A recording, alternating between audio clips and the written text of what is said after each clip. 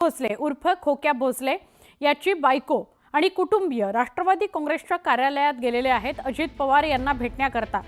सतीश भोसलेसह त्याच्या कुटुंबियांची घरं गावकऱ्यांनी मारहाण करून तोडली। आम्हाला आमची घरं पुन्हा बांधून द्या अशी मागणी त्यांची आहे। त्यासाठी अजित पवार यांची भेट घेण्याकरता हे सगळे जण अजित पवारांच्या कार्यालयामध्ये दाखल झाले। सतीश उर्फ खोक्या भोसले याची पत्नी आणि त्याचबरोबर त्याचे इतर कुटुंबीय जे आहेत ते सुद्धा या ठिकाणी आलेले आहे।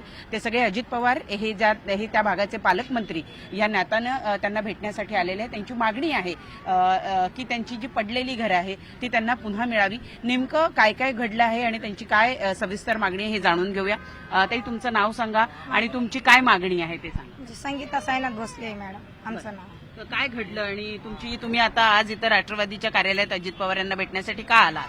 आम्ही मॅडम आम्हाला न्याय भेटावा। आता आमचे घर जाळून टाकले लोकांनी। दशरथ वने, भरत खारमाटे, नवनाथ ढाकणे, माऊली शिरसट लोकांनी ते गाववाले म्हणजे ते आमचे जरा हे आहेत सभापती गाववाले म्हणजे हे आहेत ते आमच्या विरोधात आहेत मॅडम। त्यांनी आमचे अमोल गरकाळ साहेबाला सांगून वनीकरांच्या भागाला सांगून आम्ही 100 वर्षापासून तिथे राहतो। ती जमीन पण आम्ही करून खातो।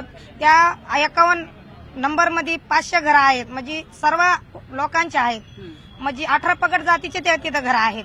त्यांचे घरं पाडले नाही मॅडम, पण जे आमचे सतीश भोसलेचे जे कुटुंब आहे त्या कुटुंबाचे पूर्ण घरं पाडून टाकलेले 7-8 जाणून बुजून गाववाल्यांनी त्या दशरथ वने आणि अमोल गरकाळ साहेबाला सांगून आमचे घरं पाडायला लावलेत मॅडम।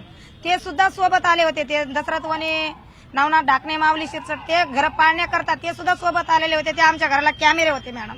आमची एवढीच मागणी होती। आमच्यावर जे आरोप घेतलेला आहे सतीश भोसलेवर जे आरोप घेतला आहे ते आमच्या कॅमेऱ्यामध्ये सगळं दिसत होतं ना।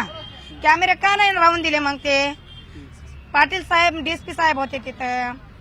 ते समज आता ते आमच्या ढोपराट साहेब पीएस साहेब होते तिथं। तुमचा आरोप आहे की सतीश भोसलेला सुद्धा फसवण्यात आले? फसवले मॅडम। त्यांनी सुद्धा गाववाल्यांनी ते म्हणजे राजकारणामध्ये घेऊन आम्हाला फसवलं। कोटी साहेबांची भेट झाली।